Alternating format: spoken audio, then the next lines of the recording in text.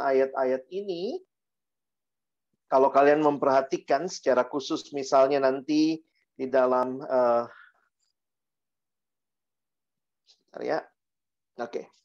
ayat 1 Petrus 2 ini dalam bahasa Inggris juga jelas begitu ya. But you are a chosen race, a royal priesthood, a holy nation, a people for his own possession, that you may proclaim the excellencies of him who called you out of darkness into his marvelous light.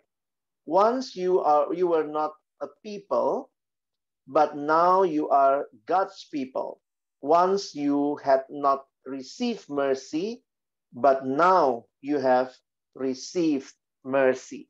Dari pengertian ini kita makin menyadari bahwa apa itu gereja, sekali lagi gedung-gedung gereja yang indah-indah ini memang disebut gereja, tetapi pengertian gereja secara esensi biasanya kalau kita perhatikan berdasarkan pengalaman dan pembicaraan sehari-hari, kita mendapati ada dua gambaran dan pemahaman mengenai gereja. Ya, gereja sebagai tempatnya, gedungnya, bangunannya, dan gereja sebagai suatu persekutuan umat, kumpulan umat beriman. Ya, tentu waktu kita juga bicara bahwa gereja bukanlah gedungnya, lalu tetap ya yang namanya gedungnya kita sebut apa? Kita sebut gereja juga. Jadi tetap kita bicara gereja saat ini mengacu baik kepada gedungnya. Kalian juga tadi bicara ya gereja HKBP Durensawit, gereja GKPS, gereja ya itu kan mau tidak mau bicara memang denominasinya atau mungkin alirannya, tetapi ya itu juga bicara biasanya lokasinya, tempatnya, gedungnya, bangunannya. Tetapi melihat sebagai kumpulan umat beriman ini hal yang penting kita sadari. Secara etimologi kita bisa melihat ya gereja itu dari bahasa Portugis, igreja, dan bahasa Yunani adalah dari kata ekklesia. Ekklesia dari dua kata, ek itu keluar, lalu klesia itu kata dasarnya adalah kaleo. Jadi ekklesia adalah, gereja itu adalah orang-orang yang dipanggil keluar oleh Allah dari kegelapan masuk kepada terangnya. Karena itu kita bisa menghayatinya demikian. Gereja adalah persekutuan orang-orang percaya yang hidupnya sudah ditebus oleh Tuhan, Yesus, ditebus dari kuasa dosa, dibebaskan dari kuasa kegelapan, dan hidup dalam terang Tuhan. Maka kehidupan mereka harus sepadan dengan panggilan itu. Sehingga mereka dapat memenuhi panggilannya dan membawa damai sejahtera dan hidup bersama. Ya, ini yang kita lihat tadi ya, di dalam ayat-ayat yang sudah kita baca, yang dituliskan, kamulah bangsa yang terpilih, imamat yang agung, imamat yang rajani, bangsa yang kudus, umat kepunyaan Allah. Kalau kita menggali masing-masing itu ya, bangsa yang terpilih, imamat yang rajani, bangsa yang kudus, ini semua punya akar yang mendalam di dalam perjanjian lama. Di mana Allah sebagai Allah yang memanggil di dalam anugerahnya untuk mereka boleh datang dan mengenal Dia. Kalau kita lihat ya, kamu yang dahulu bukan umat Allah, sekarang jadi umatnya. Ini siapa yang lakukan? Ya Allah sendiri. Ya, gereja adalah komunitas orang percaya. Yang saya katakan tadi, bangsa terpilih, imamat yang rajani, bangsa yang kudus, umat kepunyaan Allah sendiri. Tetapi perhatikan bahwa gereja tidak hanya dipanggil ke dalam bersekutu sebagai orang-orang yang menikmati Allah memilih mereka, tetapi gereja juga dipanggil untuk bersaksi bagi dunia. Ya. Karena itu lihat apa yang dituliskan tadi. Supaya apa? Kamulah bangsa terpilih, imamat rajani, umat kepunyaan Allah yang dulunya gelap, sekarang dipanggil dalam terang, supaya kamu memberitakan perbuatan-perbuatan yang besar dari Dia yang telah memanggil kamu keluar dari kegelapan kepada terangnya, yang ajaib. Gereja harusnya mengalami dan menyatakan Allah kepada dunia. Itulah yang menjadi tugas yang juga diberikan oleh Allah kepada gereja. Jadi kamu yang dulu bukan umat Allah, sekarang yang telah menjadi umatnya, dahulu tidak dikasihani tetapi sekarang telah beroleh belas kasihan. Nah, di dalam Alkitab ada berbagai gambaran tentang gereja. Jadi memang kalau mau pelajari mendalam ya bisa gitu ya. Teman-teman bisa lihat salah satunya yang sering kali diangkat dalam buku-buku adalah apa yang dituliskan di dalam Injil Yohanes sebenarnya. Namanya menarik juga ya. Kalau lihat loh, Injil Yohanes emang ada bicara gereja. Nah, gambaran-gambaran yang diberikan menurut para penafsir juga mencoba memperhatikan karena memang Injil Yohanes yang dituliskan jauh di belakang, maka dipikirkan begini bahwa ketika Yohanes menuliskan Injilnya sudah ada jemaat-jemaat yang terbentuk, ya, sehingga Yohanes banyak meminjam istilah yang mungkin kalau kita renungkan yaitu dari Tuhan Yesus sendiri yang berbicara tentang umatnya. Ya, ini contohnya. Rasul Yohanes memberi istilah lain mengandung makna kata gereja, yaitu kesatuan umat Allah. Misalnya Yohanes 17, yaitu doa Yesus. Lalu nanti di dalam Yohanes 10, ya, domba-dombaku mengenal suaraku. Jadi ini bicara konsep kawanan. Dan ini sebenarnya kalau kita lihat di Perjanjian Lama, gambaran umat Allah, kalau kalian mempelajari Yohanes 10, bandingkan sama Yehezkiel 3:4, maka Allah adalah gembala Israel yang baik, melawan gembala-gembala yang jahat.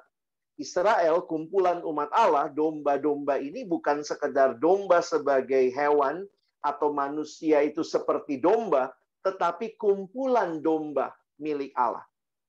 Makanya kalau kalian perhatikan sangat personal. Domba-dombaku mendengar suaraku.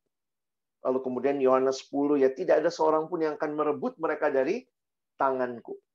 Lalu termasuk juga di dalam konsep Yohanes 15 tentang pokok anggur. Sekali lagi, kalau kita melihat gereja itu adalah gambaran dari Israel yang dibaharui. Kalau teman-teman pelajari Perjanjian Lama, konsep umat Allah, Israel sebagai kebun anggur milik Allah itu jelas. Nah, di dalam Perjanjian Baru, Yesus kemudian mengatakan, akulah pokok anggur, kamulah ranting-rantingnya. Sebelumnya kalau kita baca, Bapakulah pemilik kebunnya, begitu ya. Lalu aku pokok anggur, kamu ranting-rantingnya. Jadi terlihat dengan jelas, Yohanes tidak pakai kata eklesia secara khusus, tetapi menggambarkan dengan perbandingan dari Israel sebagai kawanan domba milik Allah, Israel sebagai kebun anggur Allah, dan ini dia berbicara tentang dirinya sebagai domba, dirinya sebagai pokok anggur. Nah, jadi kita bisa menghayati itu gereja ya, kita bisa membayangkan ya milik Allah, gereja adalah dijaga oleh Allah, dipelihara oleh Allah. Silakan kalian bisa kembangkan semua dari ilustrasi-ilustrasi ini. Selain itu ada lagi ya, jadi ini yang saya katakan beberapa melakukan pendekatan biblika dengan melihat Injil Yohanes misalnya. Tetapi teman-teman juga bisa lihat gambaran gereja, nah ini banyak ya, gereja sebagai umat Allah, ada ayatnya tuh. Gereja sebagai komunitas mesianis. Lalu Paulus bicara gereja juga sebagai tubuh. Paulus cukup kuat, dia muncul di dalam Efesus, di 1 Korintus, begitu ya. Dipersatukan di dalam Kristus, di Roma. Lalu gereja sebagai bait Roh Kudus. Jadi gambaran-gambarannya ini, maksud saya begini loh, teman-teman hayati bahwa tidak ada gambaran tunggal. Gereja adalah hanya ini. Tidak. Karena itu kekayaan melihat gereja, saya pikir nanti kita mesti hayati. Nah, Paulus secara khusus ya, ini kalau kita lihat, Rasul Paulus menunjukkan, waktu dia bicara tentang jemaat, dia menunjukkan kebergantungan, mungkin kalimat yang tepat ya, kebergantungan jemaat yang begitu mutlak dengan Kristus. Hal ini dapat kita lihat dari berbagai ilustrasi. Jadi gambarannya ada, ilustrasinya yang dipakai juga, menggambarkan kedekatan, kebergantungan yang terus-menerus. Kadang-kadang kita suka nyanyi ya, kau temanku, ku temanmu, kita selalu bersama, seperti mentega dengan roti. Iya sih, tetapi mentega bisa dipisah dari roti ya. mentega, roti gitu ya. Walaupun itu gambaran-gambaran yang mati ya, bukannya tidak bagus, tetapi Alkitab berbicara gambaran yang lebih organik. Organisme, jemaat itu tubuh. Kalau cuma tangan, kita nggak bisa bilang tubuh. Tubuh itu ada tangannya, ada kakinya, ada kepalanya. Jadi agak beda sama mentega dan roti begitu ya. Alkitab kasih gambaran di mana semuanya tersusun rapih dari Kristus. Itu yang muncul di Efesus pasal 4. Lalu ada gambaran tentang pengantin perempuan. Nah, itu di 2 Korintus 11 ayat 2. Di dalam 1 Korintus 3 ataupun 6, itu digambarkan gereja, atau ini kalau bicara gereja adalah jemaat sebagai bangunan. Oh, jadi ini jadi menarik untuk memperhatikan berbagai gambaran yang muncul, keindahan-keindahan ini. Nah, mungkin kita bisa sambil pikir-pikir gitu ya. Gereja kita seperti apa ya? Memang ketika gereja menjadi sebuah tempat saja, building saja ya, dan tidak menghidupi esensi yang sesungguhnya, ya kita jadi lupa. Kita pikir gereja kayak social club. Ada orang pikir gereja kayak tempat les ya, tiap hari Minggu datang les gitu ya. Karena besok mau ujian, datang les, pelajari oh gimana bertahan dalam hidup. Tetapi kebergantungan kepada Allah dan kesatuan di antara anggota itu menjadi bagian yang menarik di dalam gambaran-gambaran yang diberikan di Alkitab tentang gereja. Nah, muncul pertanyaan begitu ya. Bagaimana melihat gereja? Nanti lagi kita bicara lagi. Terus PMK ini, Persekutuan Mahasiswa Kristen, PO ini gereja bukan? Gimana jawabnya kalau ditanya, PO gereja atau bukan? Kalau kita bilang gereja, dasarnya apa? Kita bilang bukan, bukannya gimana? Kan ada orangnya juga begitu ya.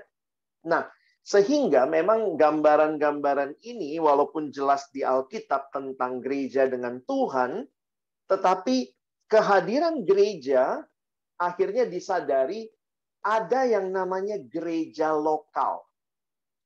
Nah, makanya muncul beberapa istilah. Saya kenalin aja istilah ya. Ini kalau kalian mau baca, Abang bisa kasih buku-bukunya ya. Tapi ini kan semua sangat teologis. Saya tidak tahu sejauh mana kalian butuh. Tapi kalau mau pelajari bisa ya. Nah, misalnya, ketika ditanya bagaimana bicara gereja, maka di dalam Alkitab sendiri, para teolog ada yang melihat nampaknya ada dua macam gereja.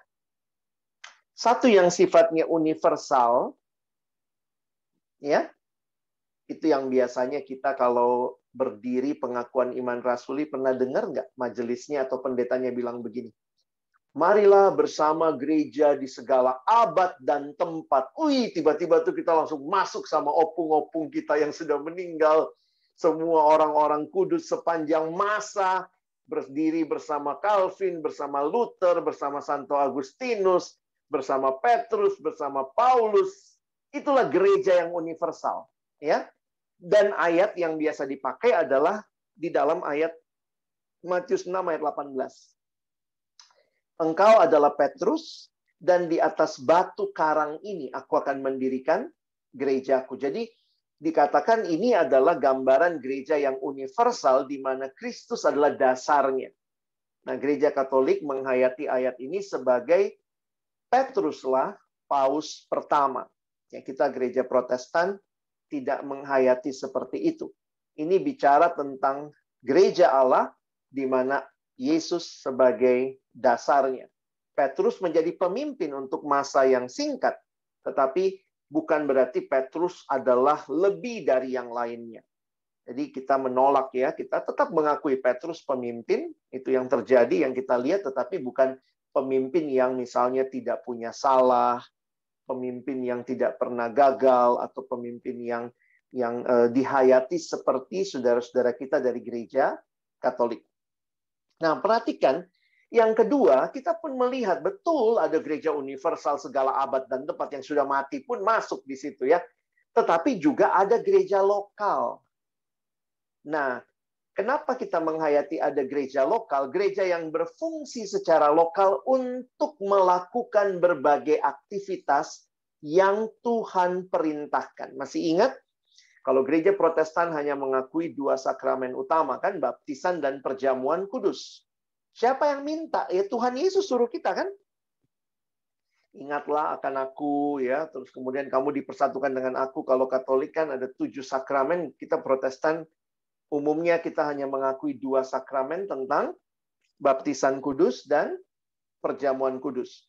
Di mana dasar ayatnya? Nah, perhatikan.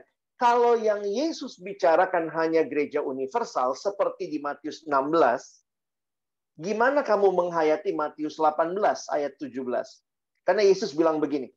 Tuhan Yesus menggunakan pengertian yang jelas tentang ada gereja lokal, yaitu, ya, if he refuses to listen to them, tell it to the church. Masih ingat ayatnya, kalau orang itu ditegur, dia tidak mau dengar, dia terus menolak, maka bawa saksi, habis saksinya 2, lebih lagi, lalu kalau tidak, ceritakan kepada gereja. Nah, kalau gereja yang dimaksud ini adalah gereja universal, sama yang sudah meninggal juga sepanjang abad dan tempat, hampir pasti Yesus tidak bicara tentang gereja universal di sini. Berarti ada gereja lokal, dan Yesus sendiri menghargai atau melihat pentingnya kesatuan jemaat. Melalui ayat tersebut, kita melihat bahwa selama hidupnya adalah kebiasaan Yesus memasuki sinagoge gereja pada waktu itu.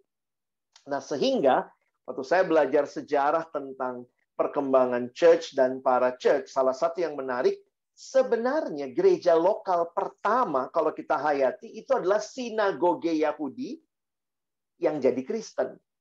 Kira-kira begitu. Nanti Abang coba jelasin di sejarah, ya. Karena menarik juga waktu saya pelajari, oh begini ternyata. Saya banyak hal baru juga yang saya terima, begitu ya. Jadi, Yesus menghargai gereja lokal, iya, ini lihat ayatnya ada.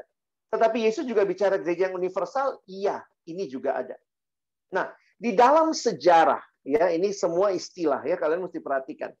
Ini nggak ada di Alkitab, ya. Nggak ada kata gereja universal di Alkitab, nggak ada. Gereja lokal, ini penghayatan kita terhadap pengajaran Yesus.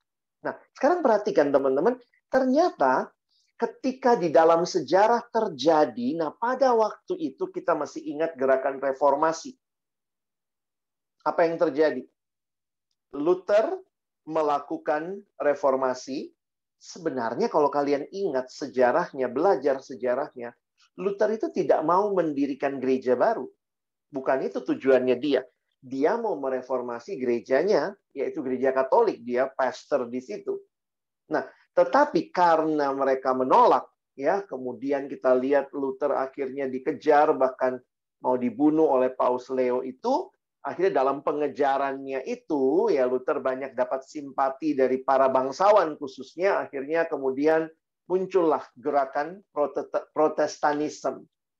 Nah, pada waktu itu, ingat, Gereja Katolik mengakui, nah ini sejarah, ya. Gereja Katolik mengakui bahwa keselamatan hanya ada di dalam gereja. Nah, pertanyaannya, gereja yang mana? Siapa yang dimaksud gereja? Karena itu, yang dihayati hanyalah gereja Katolik. Makanya tidak ada keselamatan di luar gereja Katolik. Maksudnya gereja Roma Katolik. Itulah yang dikeluarkan. Jadi, gereja yang dihayati adalah gereja Katolik.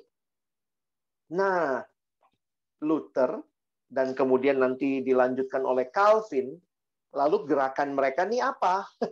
Masa bukan gereja, kalau yang dibilang sah cuma itu.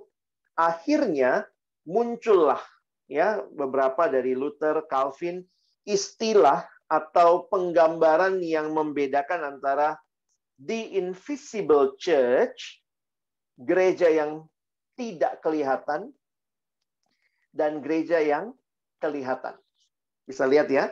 Ini istilah ini muncul sebenarnya dalam perkembangan sejarah yang ditandai dengan gereja Katolik yang mengklaim bahwa keselamatan itu cuma ada di dalam visible church-nya mereka. Padahal, gimana dong dengan Protestanisme yang waktu itu muncul, dan mereka kan tidak diakui gereja Katolik. Nah, akhirnya mereka mesti punya dasar. Kalau keselamatan itu cuma di dalam gereja Katolik, di dalam gedung-gedung katedral, bagaimana dengan kami yang nggak ibadah di katedral, diusir dari sana, yang cuma ibadah di rumah? Kami gereja bukan. Nah, akhirnya penghayatan ini. The invisible church is the church as God sees it. Visible church is the church as Christian on earth see it. Jadi kalau kita lihat, iya ya, ini gereja yang kelihatan di dunia, yang satu gereja yang di hadapan Allah. Nah, ini untuk menolong orang-orang Kristen, Protestan pada waktu itu, menghayati diri mereka pun sebagai gereja. Jadi kalau sekarang istilah ini dipakai, saya pikir juga sebenarnya nggak terlalu pas lah ya, karena kan kita nggak lagi sedang berantem gitu, nggak ada gereja yang mengakui bahwa cuma di dalam gereja visible kamilah keselamatan itu, walaupun itu jadinya ajaran sesat sekarang ya. Tapi kita menghayati di invisible church. Nah, dalam perkembangan teologianya, poinnya begini. Ada nggak lalang di dalam visible church? Nah, Tuhan Yesus sendiri bilang ada. Makanya Tuhan Yesus bilang, lalang dan gandum dibiarkan tumbuh bersama. Jadi di dalam visible church ada nggak orang yang kira-kira tidak percaya Yesus sungguh-sungguh? Tapi dia ke gereja. Bahkan mungkin nggak dia jadi pendeta, tapi dia nggak percaya Yesus. Oh, mungkin aja ada orang jadi pendeta buat dapat hidup makan doang gitu ya. Jadi makanya dalam teorinya tidak semua visible church akan ke surga. Kira-kira begitu. Yang pasti ke surga yang invisible church. Tapi ya sekali lagi invisible itu siapa yang tahu? Ya Tuhan sendiri. Terus bagaimana dong sikap kita? Nah sikap kita ya kayak Yesus bilang, ya udah nggak usah dicabut. Itu bukan urusanmu cabut lalang sama gandum. Makanya Calvin dalam teologianya dia memberikan pemahaman jangan menghakimi. Tapi belajarlah untuk menghidupi kebenaran itu. Dan kalau dia bikin salah, yang kita lakukan jangan langsung judgment. Kayaknya memang kau nggak selamat nih. Dia menerapkan disiplin gereja. Ya, jadi ini masalah visible church. Tidak semua yang di visible church pasti selamat gitu ya, karena keselamatan itu tergantung apa yang mereka yakini, dalam arti mereka percaya kepada apa yang Kristus lakukan bagi mereka.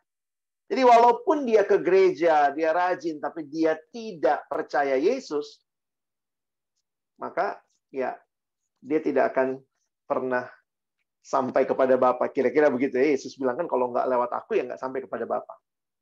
Nah, kenapa saya jelaskan semua ini?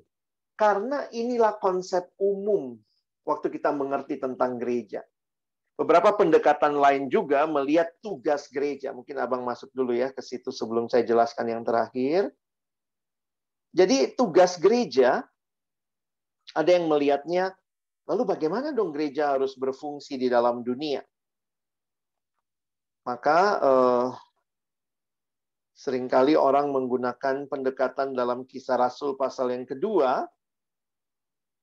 untuk menghayati panggilan gereja dari perspektif yang disampaikan oleh tulisan Lukas ini.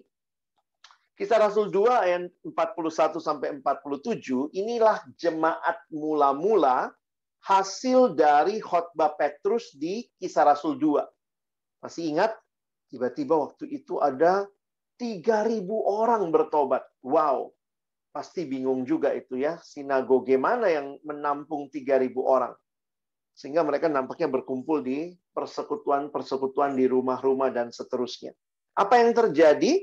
Kalau kita perhatikan, ada 4 hal yang menarik ya. Ada pengajaran. Ini panahnya dari atas ke bawah karena dari Tuhan kepada mereka. Lalu kita biasa juga bilang ada penyembahan, panahnya dari bawah ke atas. Lalu ada persekutuan dari luar ke dalam. Tetapi gereja juga tidak jadi sesuatu yang egois. Karena ada misi pengutusan keluar. Nah, teman-teman yang menarik waktu memperhatikan pola ini, apa yang menarik? Kita bisa melihat bahwa 4 hal ini nampaknya menjadi dinamika gereja mula-mula. Karena itu biasanya kalau kita lihat konteks sekarang, ada yang mencoba mengartikan 4 hal ini menjadi tugas utama dalam panggilan gereja. Yang pertama apa? Latreia, yaitu penyembahan. Latreia dari kita kepada Allah, begitu ya. merupakan adorasi atau penyembahan, suatu penghormatan yang mendalam yang ditujukan hanya kepada Tritunggal yang Maha Kudus. Yang kedua, koinonia. Ada persekutuan, ada fellowship.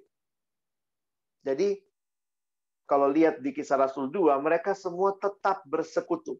Wah, itu menarik tuh istilah itu ya. Jadi ada upaya untuk tetap berada dalam persekutuan. Mereka berbagi begitu ya, sehingga real. Jadi bukan hanya hubungan dengan Allah yang real, hubungan dengan sesama mereka juga sangat real. Kalau ada yang lihat sesuatu yang butuh, langsung kemudian menjual miliknya dan seterusnya. Lalu terjadi juga yang namanya diakonia.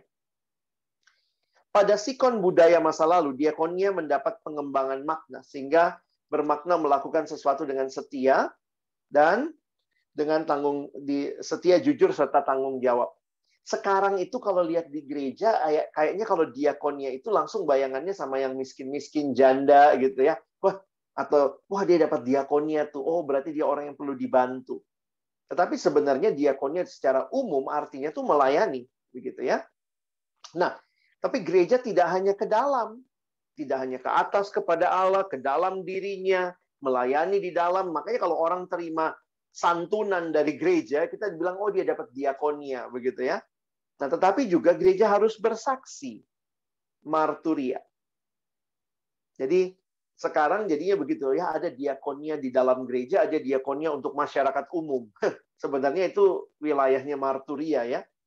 Marturia bermakna bersaksi, memberi kesaksian secara benar dan tepat tentang hal-hal yang pernah dilihat dan didengar, menceritakan realitas yang sebenarnya, mempercakapkan kembali peristiwa-peristiwa yang dialami sebelumnya. Kepada siapa? Kepada dunia. Ya. Jadi, seringkali kalau kita lihat sekarang, apa tugas panggilan gereja? Biasanya orang bicara 4 hal ini. Latreia, marturia, koinonia, diakonia, dan marturia. Jadi, sekali lagi, gereja ini berfungsi bukan karena ada gedungnya, tapi kalau gedungnya tidak terjadi diakonia, tidak terjadi latreia, tidak terjadi marturia, maka kita sadar ini harus digerakkan oleh orang-orangnya yang ada di dalamnya. Nanti bagaimana kalau kita bicara PMK? Persekutuan Mahasiswa Kristen, ya sama sebenarnya. Kita merindukan apa yang kita lihat dalam konteks gereja ini ya kita alami juga. Makanya biasanya itu juga jadi 4 komponen kelompok kecil. Terjadi pengajaran, penyembahan, terjadi saling bersekutu, dan bahkan bersaksi.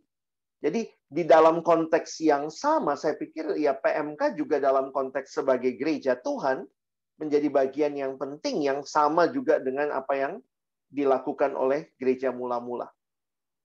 Nah, satu hal yang mungkin saya sampaikan juga mengenai ini ya,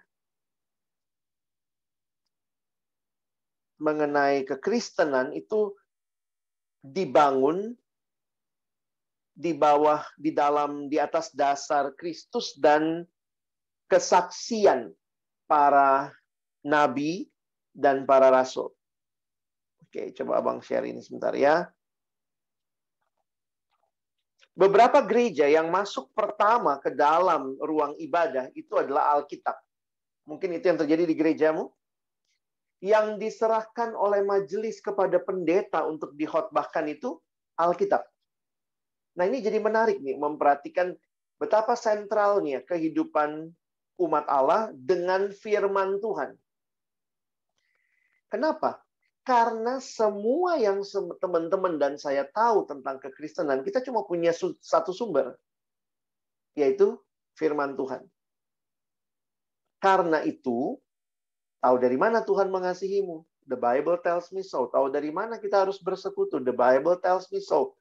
Tahu dari mana harus menghormati ayah dan ibu? The Bible tells me so. Sehingga perhatikan, ketika gereja membuang Alkitab, sebenarnya gereja udah nggak ada lagi sebagai gereja. Karena gereja berdiri, nah ini perhatikan ada ayat yang dikatakan di dalam Efesus pasal 2, gereja dasarnya Kristus dibangun di atas kesaksian para rasul dan para nabi. Rasul dan nabi ini adalah gambaran Alkitab. Perjanjian lama ditulis para nabi, perjanjian baru ditulis para rasul. Sehingga, nah saya coba kasih kesimpulan saja. Gereja yang tidak mengakui otoritas Alkitab, gereja yang membuang Alkitab, gereja yang menurunkan Alkitab dari posisi yang seharusnya, menjadi gereja yang tidak lagi berfungsi sebagai gereja. Karena gereja itu harusnya jelas berdasarkan akan Alkitab. Jadi kita bisa lihat semangat reformasi ya. Apa yang Luther reformasi? Kenapa reformasi terkenal dengan 5 sola ya? Tapi yang lebih terkenal kan sola gratia. Dia kembalikan bahwa keselamatan bukan karena perbuatan baik. Sola fide, keselamatan hanya karena iman. Lalu sola scriptura. Ya, sola scriptura adalah semua karena atau berdasarkan Alkitab. Jadi kita bisa melihat betapa pentingnya posisi Alkitab di dalam kehidupan orang percaya. Saya kutip saja dari Pak John Stott ya, 2 kutipan karena slide-nya cukup panjang ya. Jika Alkitab adalah penyataan Tuhan tentang dirinya, yaitu tentang pribadinya, perjanjiannya, perintah-perintahnya, jelaslah bahwa melalaikan Alkitab berarti mengabaikan Tuhan. Hanya jikalau pikiran kita menyelam dalam firman-Nya, kita dapat mengenalnya dan pikiran kita dapat dibentuk sesuai dengan pikirannya. Jadi kiranya gereja Tuhan bisa benar-benar terus ada pada fokus utamanya, yaitu di dalam dasar kebenaran firman Tuhan. Baik, saya coba sharingkan yang terakhir untuk presentasi ini. Nah, ini mungkin masuk kepada, lalu apa hubungannya Bang sama kita mau jadi pengurus PH gitu ya. Kita kok bicaranya gereja-gereja mulu dari tadi. Lalu PMK ini apa begitu ya. Nah, saya ingin ajak kita untuk lihat penggunaan istilah yang lain lagi ya. Apa yang jadi tema kita malam hari ini juga sebenarnya pergumulan di dalam gereja sepanjang masa begitu ya. Akhirnya setelah abad pertengahan, maka ada istilah yang muncul antara church dan para church. Ya. Church dalam arti gereja lokal. Sebenarnya kalau saya menghayati yang dimaksud church di sini adalah gereja lokal dan para church. Kata para dalam bahasa Yunani itu artinya pendamping, di samping atau berjalan bersama. Sama lah ya, medis, paramedis. Biasanya kan kita bilang yang medis itu yang dokter kan. Lalu paramedis bukan dokternya, tapi paranya. Perawat, pharmacist, gitu ya. Itu disebut paramedis, paramedik. Nah, di dalam penggunaan istilah ini, kita akhirnya mengkategorikan. Jadi jujur aja istilah ini mau tidak mau membuat kategori. Seolah-olah yang satu lebih church dari yang satu. Ya. Nah, ini kan tanpa sadar kadang-kadang begini ya. Loh kok ada church, ada para church. Lalu kita yang mana nih? Oh, kita karena di kampus ya kita para church. Lalu kemudian, oh enggak, yang church itu yang ini nih, yang gereja ada mereknya tuh ya, misalnya GPIB, saya GPIB ya, GKI, HKBP, Metodis, itu church, gereja Pentakosta itu church. Nah, yang lain-lain ini para church. Nah, teman-teman, sebenarnya di dalam sejarah, waktu saya coba telusuri, saya pelajari ya, ada satu artikel utama sebenarnya yang penting kalian baca kalau kalian tertarik mempelajari sejarahnya para church. Sebenarnya istilah ini tidak terlalu suka dipakai oleh beberapa teolog karena seolah-olah membuat gereja jadi yang satu lebih penting dari yang lain. Oh, church lebih penting dari para church. Atau dalam satu waktu para church lebih penting dari church. Nah, akhirnya ada satu buku yang ditulis setelah Lausanne Covenant tahun 74. Ada seorang teolog ahli misi ya. Nah, ini buku Perspektif. Ini buku standar misi lah ya buat teman-teman yang mau belajar misi. Saya S2-nya bidang misiologi, jadi saya pelajari beberapa bagian buku ini. Dan ini terkenal sekali ya, sebuah kursus. Ini bisa dikursuskan, ada namanya kursus perspektif. Lalu kemudian disederhanakan jadi kursus Kairos ya. Kairos itu hanya mengutip 8 bab dari berapa bab ini ya, berapa ratus ya. Nah, kalau kalian mau lihat bukunya, saya tunjukin sebentar ya. Bukunya saking tebelnya di bahasa Indonesia harus dibuat 2 terbitan ya. Sorry, biar kelihatan. Kalau tertarik nanti bisa cari ya. Nah, ini perspektif 1 dan perspektif 2 saking dan tebelnya segini nih kayak diktat kuliah ya. Saking dalam bahasa Inggris sih cuma 1 volume ya. Kalau di dalam bahasa Indonesia jadi 2. Kenapa saya tunjukkan? Kesannya ngapain sih abang tunjukin buku yang untuk alas tidur begini ya? Saya cuma ingin menunjukkan kepada teman-teman bahwa ternyata tidak mudah juga ya diskusi-diskusi tentang menghayati 2 hal ini tentang church dan para church. Itu yang kemudian jadi pergumulan di dalam kita melihat gereja Tuhan sampai hari ini. Nah, saya sharingkan pendapat dari Ralph Winter ya. Saya baca artikelnya. Kalau kalian masuk ke website beberapa lembaga, saya kemarin cek ke website LPMI, ke KRU gitu ya, yang sedunia juga sama. Semua merefer ke artikelnya Ralph Winter yang sangat kolosal ini ya. Jadi dia mau menyatakan sebenarnya ngerti aja ini semuanya church. Tapi nanti dalam fungsinya yang berbeda. Ya. Karena itu dia memperkenalkan 2 istilah lain ya. Dia memperkenalkan 2 istilah ini. Modalitas, modality dan sodality. Intinya begini, gereja lokal itu modalitas. Lalu yang namanya persekutuan yang bukan gereja lokal atau yang kita sekarang sebut sebagai para church, itu dia sebutkan sebagai sodality. Poinnya dia hanya mau menunjukkan these are church. Keduanya ini church. Tetapi dia melihat, makanya lihat judul artikelnya. Ini terkenal sekali artikel ini ya. 2 struktur misi penebusan Allah. Wah, dan dia seorang yang sangat dalam menggali sehingga ini aja ada sekitar 7 atau 8 halaman dengan tulisan seperti ini yang dia buat untuk menjelaskan modality and sodality. Dan poin dia yang saya tertarik ya, dia coba telusuri dari Alkitab dari awal kekristenan, lalu dia masuk ke masa Romawi, lalu dia masuk lagi ke masa abad pertengahan, dan dia kasih beberapa kesimpulan untuk masa kini. Nah, saya hanya langsung ambil kesimpulannya saja. Nah, saya cerita dulu ya. Dia bilang begini, perhatikan ketika di Alkitab, Paulus melayani bersama timnya. Kalian masih ingat, Paulus itu di Kisah Rasul 13 diutus oleh gereja Antioquia. Benar ya? Paulus diutus oleh gereja Antioquia untuk merintis jemaat-jemaatnya. Roh Kudus menyuruh, khususkanlah Barnabas dan Saulus bagiku. Nanti baca di Kisah Rasul 12 bagian akhir dan Kisah Rasul 13 bagian awal. Paulus masuk tuh. Dipilih, lalu kemudian mereka pergi dan mereka memberitakan Injil. Nah, di setiap tempat, Paulus membangun gereja lokal. Ada murid-murid, dia latih, dia kumpulkan, tapi dia pindah lagi tuh. Lalu dia pindah lagi. Lalu dia pindah lagi. Nah, muncul pertanyaan begini. Oke, yang gereja lokal yang mana?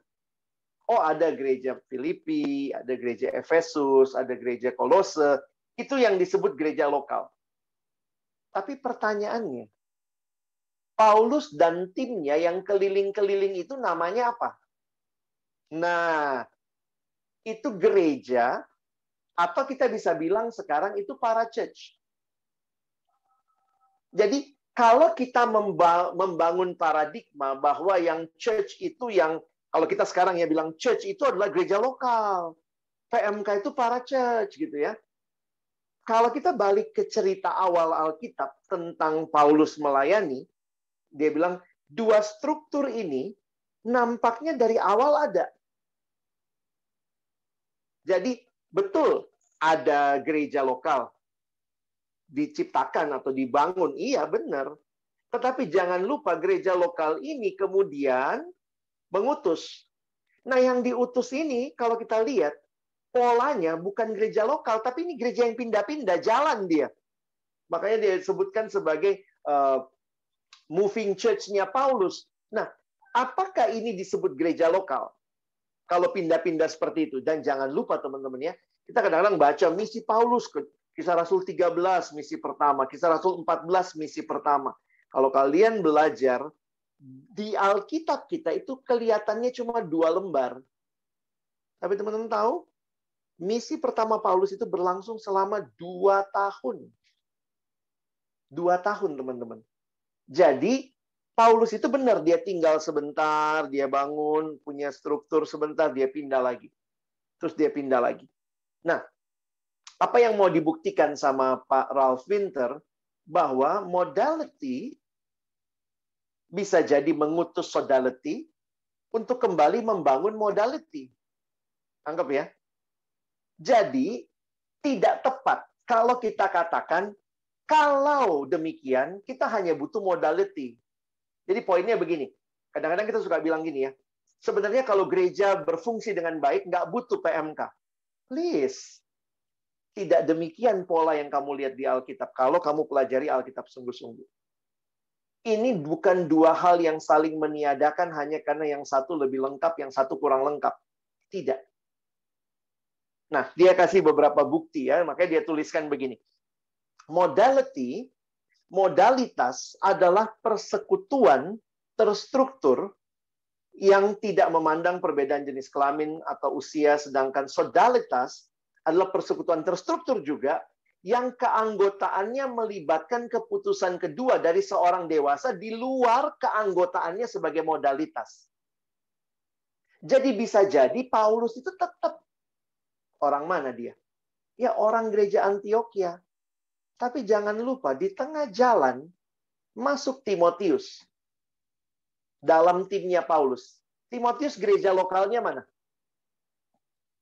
Dia dari Iconium, Listra, Derbe, kemungkinan dia dari Listra. Lalu di tengah jalan masuk lagi di timnya Paulus, Lukas. Lukas dari gereja lokal mana? Jadi ada keanggotaan kedua yang mereka miliki. Jadi akhirnya kita bisa melihat bahwa modalitas, butuh sodalitas atau sodalitas akan menghasilkan modalitas yang baru. Dan itu yang terjadi di dalam sejarah. Makanya dia katakan begini ya, saya langsung pada kesimpulan ini, panjang sekali kalau mau dijelasin ya. Dalam tulisan ini, kami mencoba menyelidiki beberapa pola historis yang menjelaskan bahwa, ya dia ini kesimpulannya, bahwa melalui Roh Kudus dengan jelas dan konsisten telah menggunakan struktur selain dan terkadang sebagai ganti struktur modalitas. Dia mau bilang begini, kalau kita bilang cuma butuh gereja lokal, lihat dong di Alkitab. Dalam sejarah Tuhan itu nggak cuma pakai yang modalitas, bahkan kadang-kadang Tuhan pakai struktur, bukan kadang-kadang ya, dengan jelas dan konsisten telah menggunakan struktur selain modalitas dan kadang-kadang mengganti modalitas. Nah, ini kalimatnya ya. Jadi kami di sini berupaya untuk menolong para pemimpin gereja dan yang lainnya untuk memahami legitimasi kedua struktur tersebut. Bukan yang satu Alkitabiah, yang satu kurang Alkitabiah. Dua-duanya legitimate.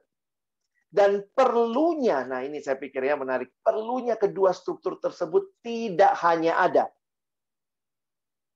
namun juga bekerja bersama secara harmonis demi penggenapan amanat agung dan demi penggenapan semua yang Tuhan kehendaki bagi zaman kita.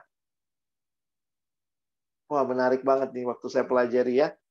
Dan dari survei sejarah yang dia lakukan, memang dia bilang sebenarnya Protestanisme ketika reformasi, Luther termasuk yang menolak sodalitas. Jadi Luther tuh banyak merasa semua harus dikoordinasi di gereja lokal saja. Nah, apa yang terjadi gara-gara Luther seperti itu? Ngeri juga ya, lihat ini salah satu kalimat. yang mengerikan.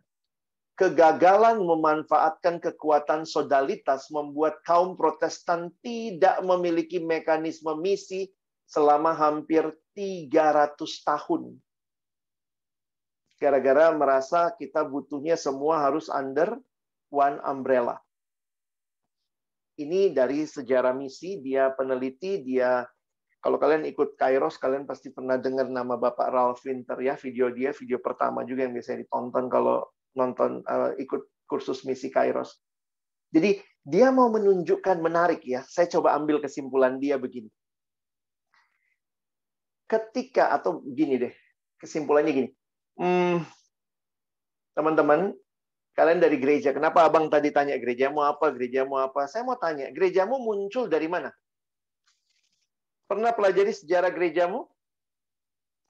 HKBP muncul dari mana?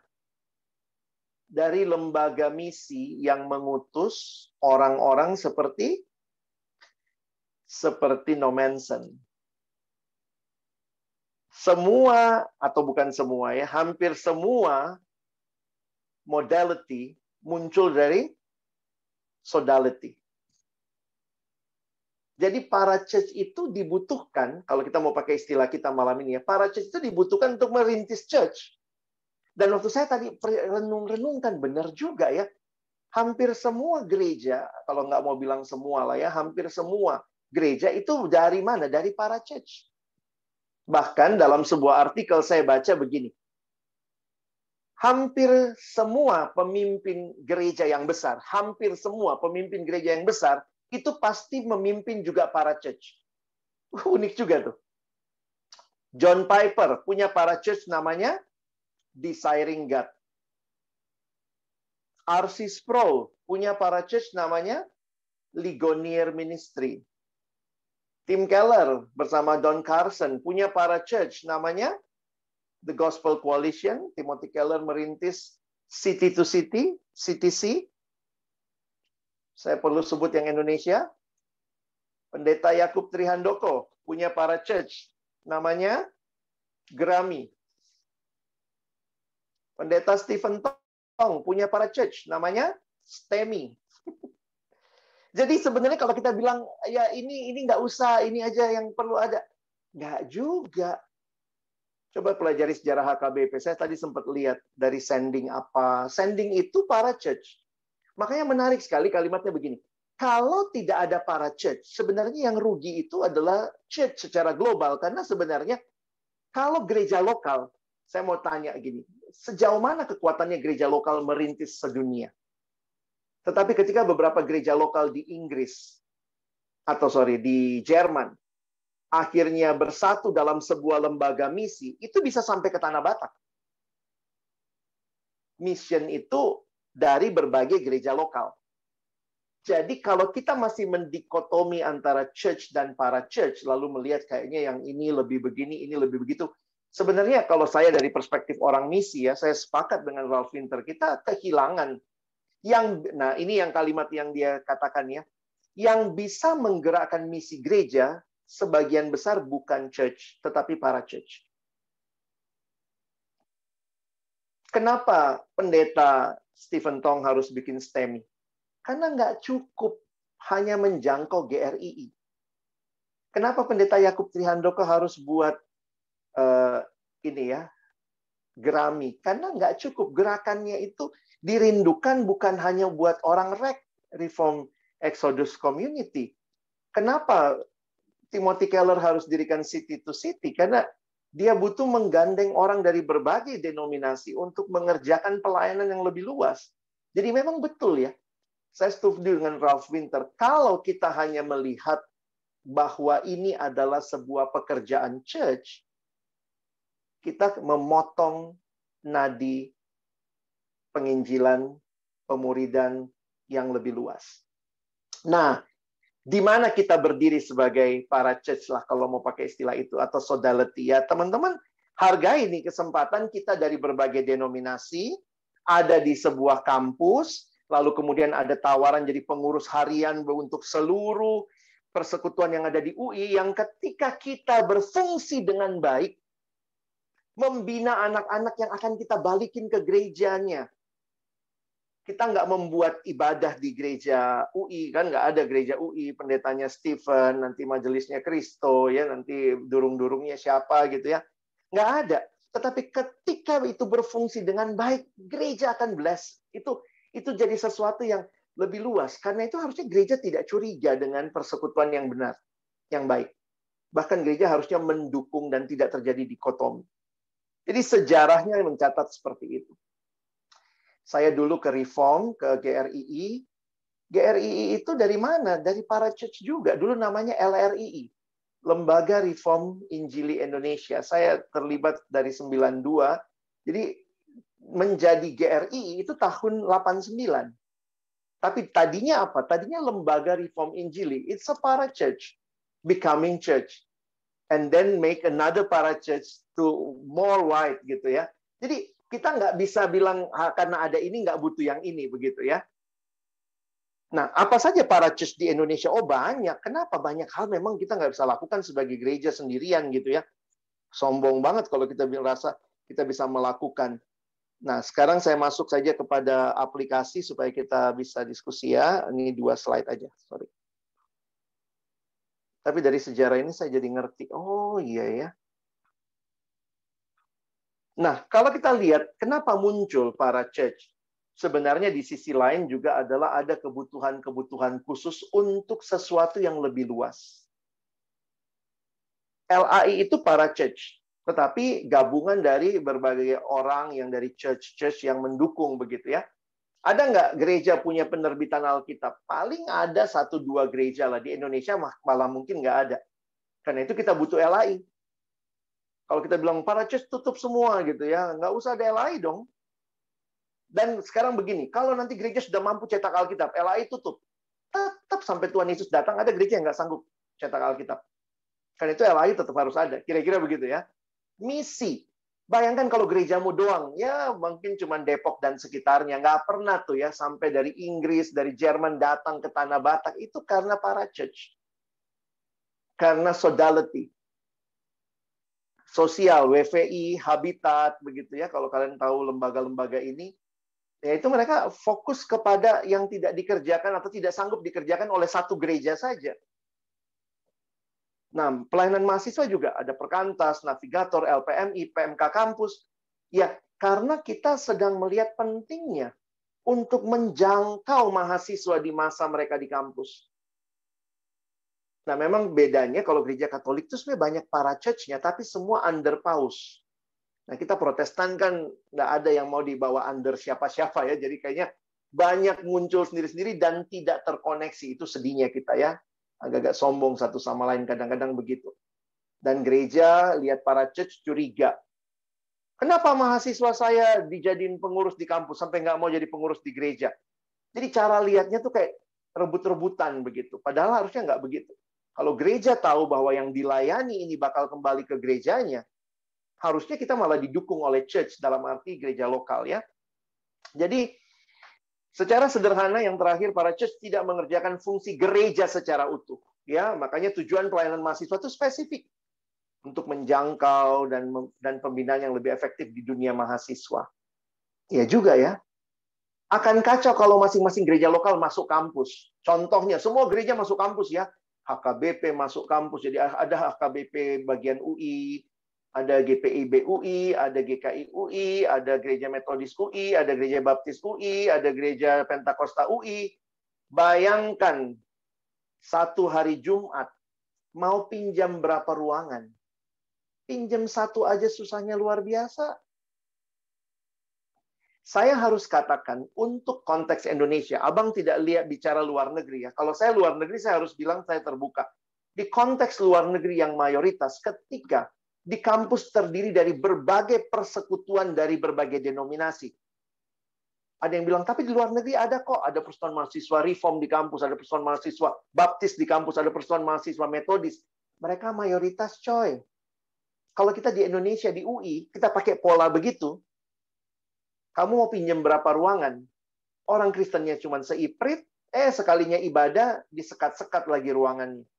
Jadi makanya saya menghayati ya, untuk hadir di kampus, bukan gereja lokal yang masuk, tetapi perlu ada wadah, yang jadi rumah kita bersama. Maka saya bilang akan kacau, tanda kutip. Nah, visinya apa? Siapkan pemimpin yang baliknya kemana? Ke gereja. Masa kamu nggak bakal diberkati di PO ya? Nggak ada itu. Nanti Stephen layani pemberkatan nikahnya Kristo misalnya, Kristo layani pembaptisannya siapa. Nggak ada, itu urusan gereja lokal. Tapi kita hadir untuk membina mahasiswa yang lewat di kampus kita 3-4 tahun. Karena itu butuh ada yang ngurusin POU ini. Jadi dengan kalian melakukan ini, kalian sedang membangun gereja. Ya, jangan melihat ini sebagai hal yang terpisah. Pelayanan mahasiswa temporer. Setelah lulus harus kembali ke gereja, ya, mengerjakan misi Tuhan. Atau ada juga yang bahkan mendirikan para church lain, bahkan melakukan untuk mendirikan church lagi. Dan fungsi pelayanan mahasiswa terbatas, ya, tidak mengadakan kebaktian minggu dan seterusnya. Oke, jadi itu yang Abang mau bagikan, dan Abang harap kiranya ini menolong teman-teman punya wawasan, sehingga kalian sedang dipanggil masuk dalam sebuah pelayanan yang sedang membangun kerajaan Allah, membangun gereja Tuhan.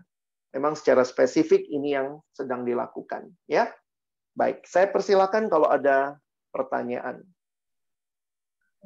Baik, terima kasih Bang Alex.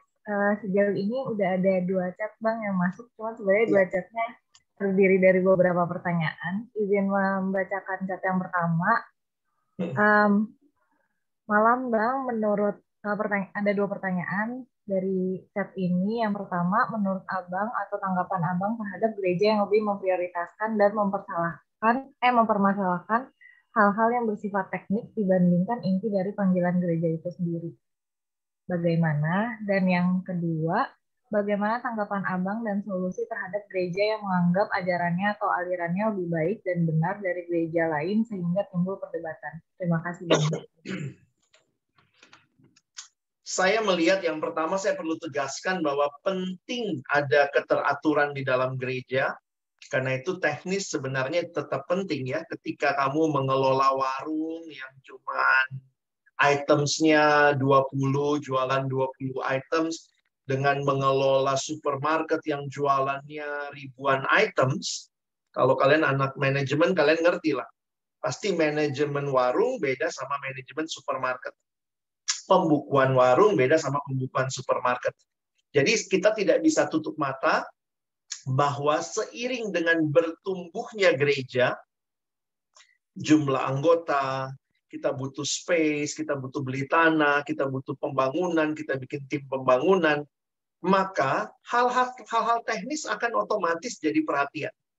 Nah, karena itu saya harus ingin mengingatkan ya paling balancing ya, supaya tidak lupa bahwa kalau kita membangun struktur, fasilitas, pembukuan yang baik, semua fasilitas misalnya bangun gedung, itu demi apa? Demi jemaat bertumbuh dan makin kembali mengerti fokus bergereja. Nah, jadi teman-teman jangan anti sama struktur, administrasi yang rapi gitu ya. Terus kita bilang ya, kita kan pelayanan Tuhan, nanti di hadapan Tuhan nggak ada kok, Tuhan minta mana pembukuanmu begitu. Tapi bagi saya kalau ya ini termasuk juga kalian ya, apakah kita punya pembukuan yang rapi untuk uang masuk, uang keluar, transfer untuk pembicara, apakah ada bukti, dilaporkan, semua teratur.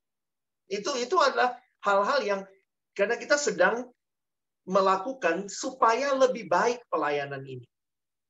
Nah, memang secara tidak langsung kadang-kadang ya, kalau kita hanya fokus sama yang teknis, kehilangan spiritnya, nah di situ yang menyedihkan gitu ya.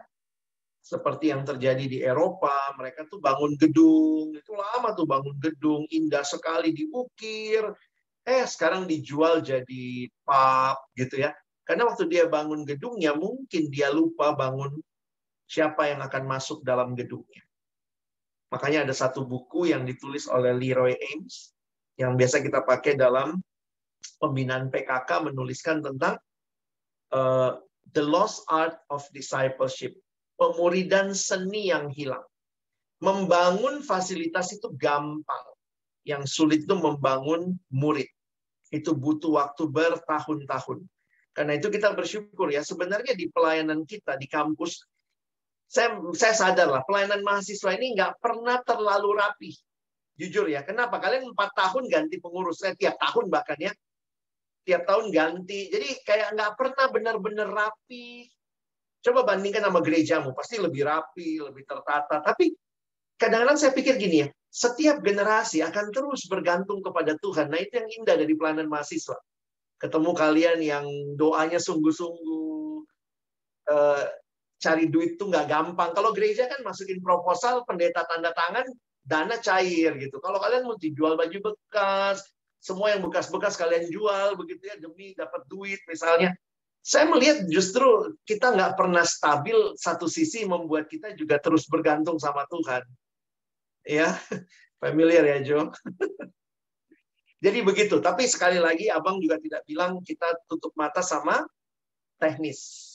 Tapi ingat, teknis demi mendukung inti daripada gereja, inti daripada pemuridan, inti dari hidup Kristen.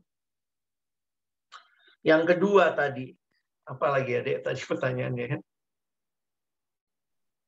Iya Bang, bagaimana tanggapan Abang terkait gereja yang menganggap ajaran atau alirannya lebih benar dibandingkan yang lain dan menimbulkan perdebatan? Nah, Abang kasih ini aja lah ya. Susah juga. Ini pertanyaan lagi banyak ditanyakan gitu. Dan saya pikir sih, sebenarnya gini, kalau ada gereja punya keyakinan dengan kebenaran yang dia miliki, itu bagus. Harusnya sih bagus. Cuma, ada hal-hal yang harus kita lihat dalam sejarah, karena kekristenan ini, Tuhan bangun juga melewati proses sejarah. Karena itu, kita mesti belajar dari sejarah juga. Nah, kita mesti lihat ya, Abang kasih contoh begitu. Bagaimana sih kita menghayati gereja di dalam dunia, dalam kaitan ajaran? Sebenarnya, lihat ya, gereja itu terbagi dua. Sepanjang sejarah kita cuma bagi dua ya, antara gereja yang benar dan gereja yang sesat. Yang sesat itu disebut bidat. Ya, beda. Apa bedanya bidat sama bodat? Ya. Jadi bodat itu mirip manusia, tapi enggak, bukan manusia dia. Kalau kau bilang bodat manusia, lihat bodat, oh opung gitu ya, salah itu ya. Nah, bidat itu mirip kayak ajaran yang benar, tapi enggak. Nah, dari mana kita tahu? Selama ini di dalam sejarah, maka pembandingnya adalah ini. Kalau dia tidak menerima pengakuan iman rasuli, baik, bukan berarti gini, oh gerejanya nggak mengucapkan pengakuan iman rasuli, Pak. Bukan sih.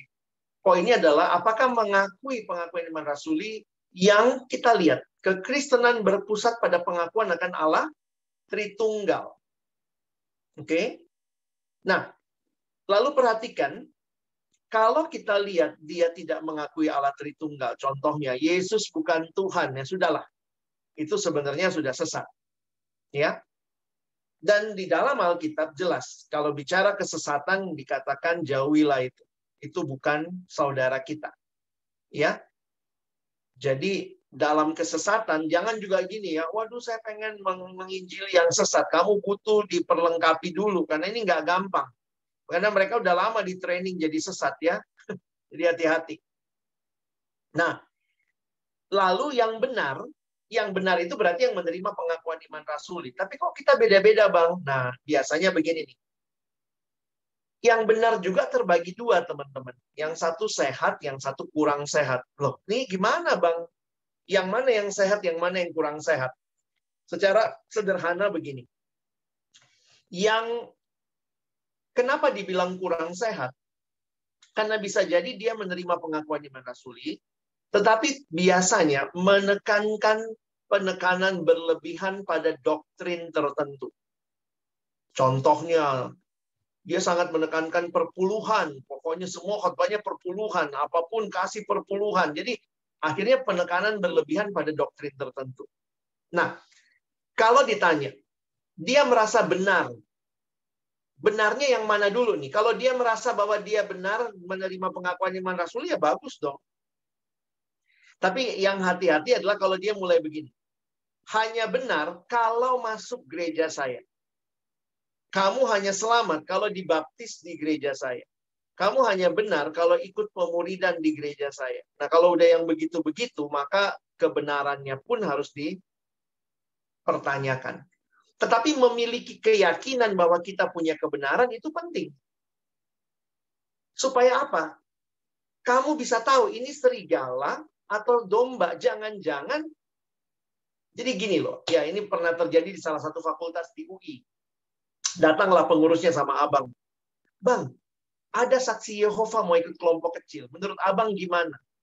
Saya bilang, kalau ada saksi Yehova pertama, kamu siap nggak hadapi? Saksi Yehova itu sudah di training loh. Dari mereka kecil, hafal ayat lebih banyak dari kamu kali. Jadi saya bilang, kamu siap. Yang kedua, kalau kamu seksi kakak, pisahkan anak Yehova ini. Jangan disatukan sama teman yang lain. Jujur aja, kenapa? Mereka itu begitu nanya, bikin yang lain bingung, yang lain nanti bisa ikut mereka. Jadi saya bilang, cari PKK yang cuma sudah berpengalaman, ketemunya berdua aja dengan anak itu. Berarti kita nggak boleh dekat sama dia. Bukan itu sih. Silakan berteman sama dia. Tetapi dalam ajaran, kamu mesti tahu, kamu benar, dia yang salah. Jadi boleh nggak punya keyakinan itu? Boleh, harus. Nah, tetapi kalau kemudian, ini memang agak sulit buat kalian generasi yang diajar untuk hargai semua pandangan. Bagi kekristenan, ketika itu tidak mengakui Yesus sebagai Tuhan, Roh Kudus itu bukan Allah, itu bukan teman dalam ajarannya. Harus langsung kita tarik garis. Jadi, jujur aja, saya kalau jawab pertanyaan itu, gimana kalau menganggap diri benar? Nah, ini mesti jelas dulu nih, yang menganggap diri benar apa. Kalau memang dia benar, kenapa mesti nganggap benar? Emang benar. Dan kalau yang sana salah, ya mesti jelas, itu salah. Jadi saya ketemu sama Yehova, saya nggak bilang, oh, saya hargai pandanganmu. Oke, saya hargai, tapi saya bukan berarti setuju dan saya tetap bilang kamu salah. Mesti jelas ada kata salahnya. Iya dong. Alkitab bilang, tegorlah. Kasih tahu dia salah. Kalau enggak, dia nggak pernah tahu dia salah. Nah, mungkin caranya, ya itu kan kalian generasi yang mungkin lebih baik ya, kita bersahabat dulu, kita belajar dengar pendapatnya, tapi kita harus reply dengan meyakinkan ini salah. Kalau enggak, nanti kamu nggak punya standar kebenaran sih. Saya takutnya begitu. Mungkin itu kali penjelasan saya. Baik Bang, terima kasih. Mungkin lanjut ke pertanyaan kedua. Silakan. Ya, Yesus menghendaki agar semua menjadi satu dan dalam pengakuan iman tertulis bahwa adanya suatu gereja yang am. Nah, pertanyaannya, kenapa malah muncul banyak denominasi dan apakah mungkin seluruh denominasi tersebut menjadi satu? Thank you. Kayaknya ada sesi interdenom nanti ya. Kalau nggak ada ya saya jelasin. Ada ya? Interdenom di pembinaan CPKK, Bang, agak beda. Oh, oke. Ya, Abang coba jelasin aja ya. Ketika Alkitab berbicara bahwa ada berbagai aliran, saya pikir Alkitab tidak menutup mata bahwa memang ada perbedaan di dalam beberapa tradisi. Ajaran utamanya sama. Yesus Tuhan, Juru Selamat, pengakuan iman rasuli ya. Tetapi di dalam konteks, memang aliran-aliran itu muncul di dalam gereja. Ya, saya jelasin sedikit ya.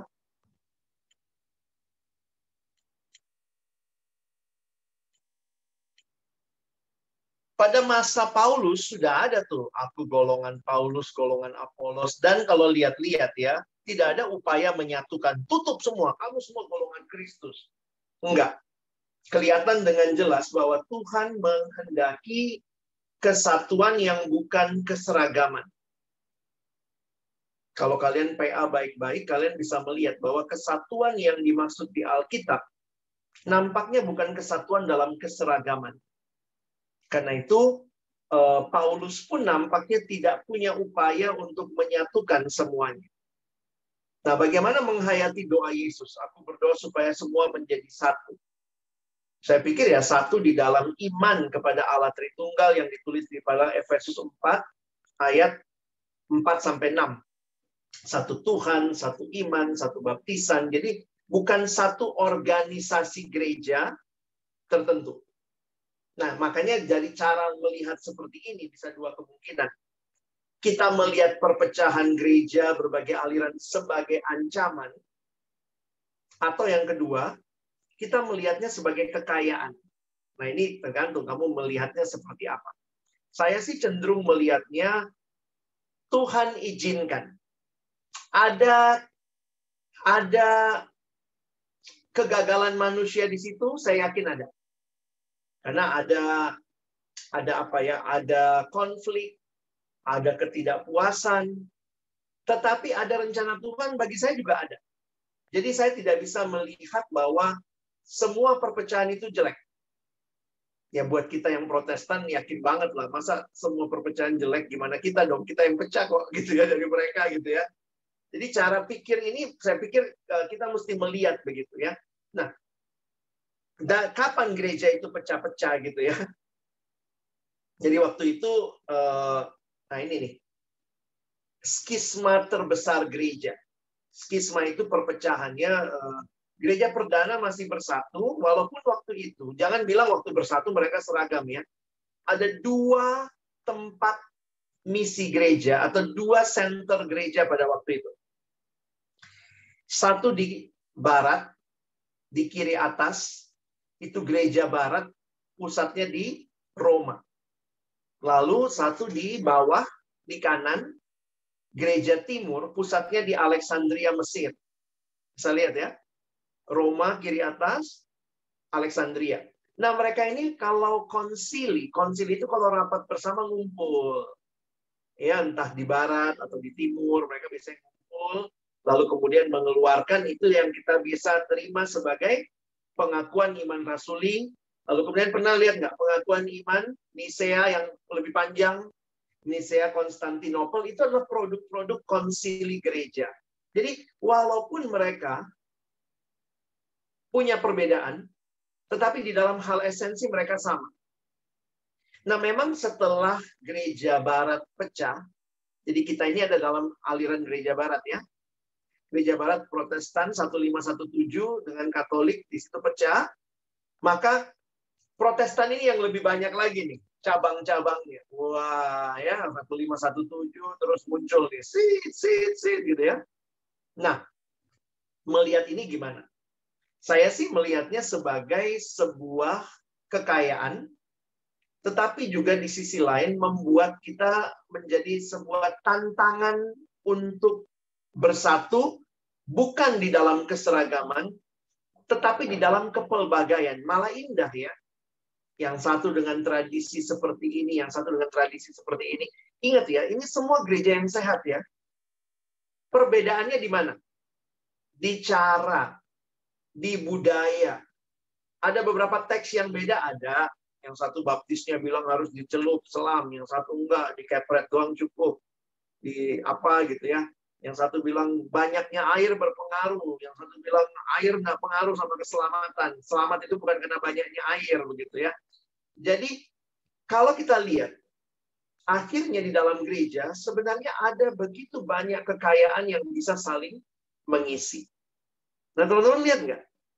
Tuhan justru pakai para church ya, untuk menikmati indahnya, keindahan gereja lokal. Makanya, kita ada PMK, kita ada lembaga-lembaga interdenominasi. Saya sih tidak melihat sebagai sebuah ancaman, tetapi kita bisa lihat sebagai sebuah kekayaan. Paling tidak begini, seumur hidup kamu cuma di gerejamu, nggak pernah ketemu teman dari gereja karismatik Pentakosta. Begitu di PO, wih, dia kalau nyanyi tepuk tangan. Yang satu ngelihat, gila, dia kalau nyanyi nggak ada ekspresi, diam begini. Jadi paling nggak saling menghargai. Kenapa gitu? Oh, di gerejaku tenang sekali. Jarum jatuh kedengeran. Oh, kalau di gerejaku kalau nggak lompat-lompat, kalau nggak hingar-bingar, belum memuji Tuhan. Tapi di PMK kita bisa duduk bareng, jadi pengurus sama-sama, bikin program. Itu kan menunjukkan bahwa ada hal yang lebih penting daripada sekadar perbedaan style ibadah. Jadi kalau saya melihat dalam sejarah dan dalam caranya Tuhan menuliskan, nampaknya tidak akan pernah bersatu dalam keseragaman. Tapi kesatuan itu muncul, muncul. Beberapa gerakan sekarang bersatu, ya kita punya PMK, se-UI aja kan kalian bersatu. POUI pengikatnya. Jadi kesatuan ada, tapi bukan organisasi. Ya, kira-kira begitulah. Bang Rey mau tambahin?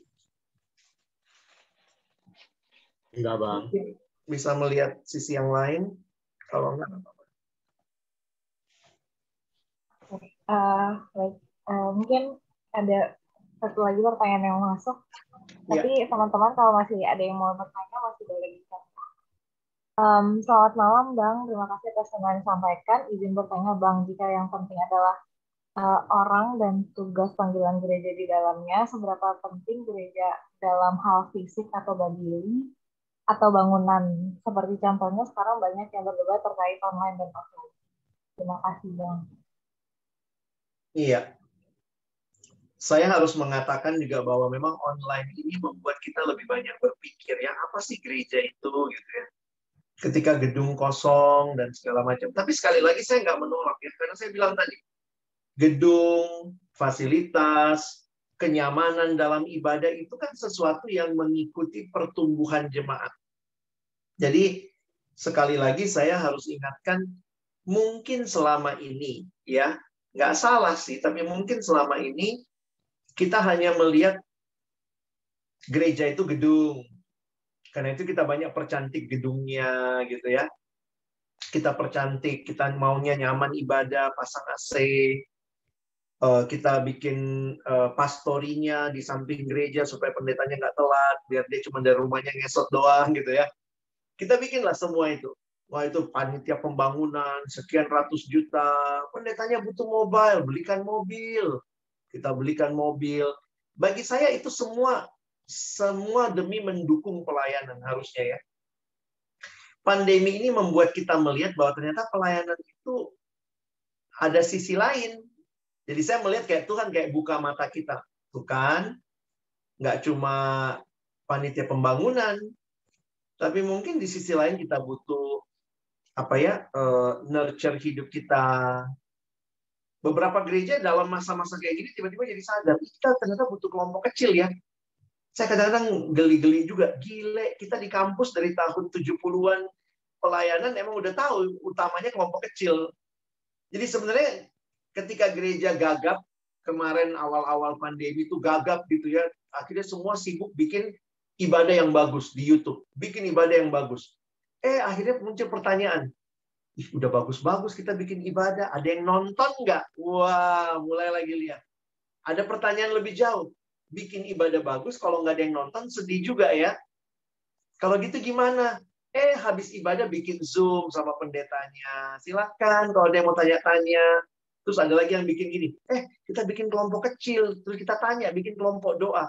Gimana firman hari ini yang kau tonton di YouTube? Jadi akhirnya kayak gereja yang nggak pernah sadar butuh kelompok kecil, jadi lebih sadar. Kita yang PMK yang sadar bahwa selama ini pinjam ruangan susah segala macam, ternyata menjangkau adik-adik kelompok. Jadi kalau normal, semuanya dibutuhin. Tapi situasi tidak normal ini membuat kita jadi sadar ya, bahwa ada sisi-sisi yang hati-hati. Jangan-jangan waktu kita bangun gedungnya, kita nggak bangun orangnya. Sekarang banyak gereja kebingungan. Persembahan menurun, jemaatnya, maaf ya tadi abang nanya ya, kau ibadah online-nya di mana? Karena kemana ibadah online-mu? Kemungkinan ke situ persembahanmu. Benar nggak? Padahal kau terdaftar di sini. Kalau mati, kau mintanya gerejamu yang layani. Karena kalau meninggal kan pasti gerejamu yang mesti layani. Tapi kemana persembahanmu? Kamu kasih ke persembahan, bukannya salah ngasih persembahan kalau uangmu banyak ya kasih. Tapi mesti ingat juga di mana Tuhan menghadirkan gereja lokal. Apa konsep kita tentang gereja lokal?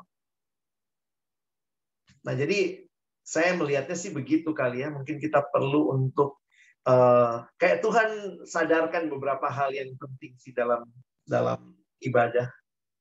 Jadi lebih utuh lah. Mudah-mudahan habis pandemi kita lebih utuh melihat ya. Kalau dapat ruangan indah pakai AC, kita akan begitu bersyukur. Tapi kita tahu ini bukan segala-galanya. Kita butuh bangun kelompok-kelompok kecil, kita butuh perhatian pribadi, kita perlu chat jemaat itu dengan rajin gitu. Karena itu butuh pengurus harian, menolong pengurus fakultas, nolong lagi ke bawah. Mungkin begitu kali.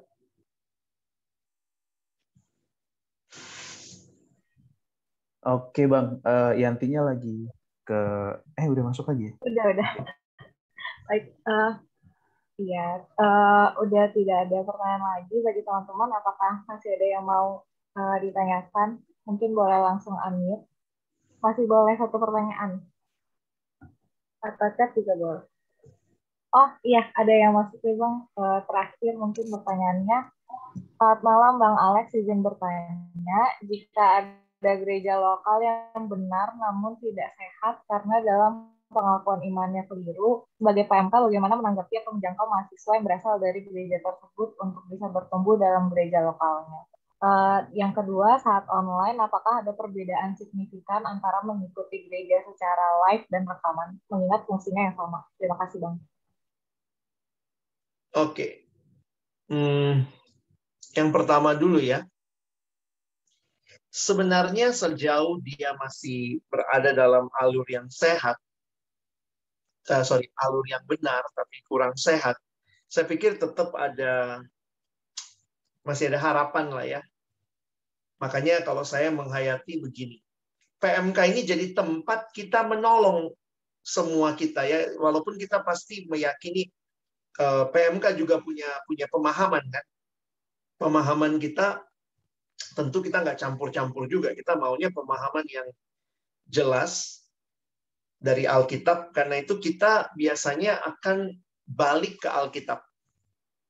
Nah, gerakan Bible Movement di kampus, bagi saya ini jadi satu gerakan yang sebenarnya menolong orang-orang dari gereja-gereja yang kurang sehat itu untuk selalu bertanya. Termasuk bukan cuma buat dari gereja yang, karena begini loh, kita tuh selalu menganggap gereja kita yang paling sehat, jujur aja deh. Atau kita menganggap doktrin saya yang paling benar ya. Ya itu kita butuh keyakinan itu, tapi juga kita butuh kerendahan hati untuk paling tidak begini. Yuk kita sama-sama menyelidiki. Seperti jemaat di Berea ya. Yuk kita selidiki bersama-sama, kita lihat lagi sama-sama. Dan di sini yang saya pikir menarik ya. Kalau saya ketemu teman yang beda, dulu tuh kalau begitu beda langsung gini, wah doktrinmu salah, masuk neraka kau, Yesus pergi kau. Kadang-kadang begitu lihat orang yang beda, kita tuh reaksinya kayak ini ya. Padahal, loh gerejanya ternyata waktu saya googling, gerejanya bener kok. Cuman dia punya penekanan tertentu pada hal tertentu yang berlebihan. Tapi waktu saya bisa bersahabat, mungkin satu kelompok PA gitu ya, saya bisa bertanya, gerejaku begini. Oh bagus ya gerejamu. Boleh tahu nggak di mana dasar Alkitabnya? Nah, jadi begitu tuh. Nah, jadi teman-teman, saya boleh sharing pengalaman ya. Abang ini di PO orang dalam lah. Saya orang PO banget lah ya. Pengurus, saya ketua PO di UI, di FISIP. Lalu kemudian saya PKK gitu ya. Nah, tetapi ada yang menarik nih.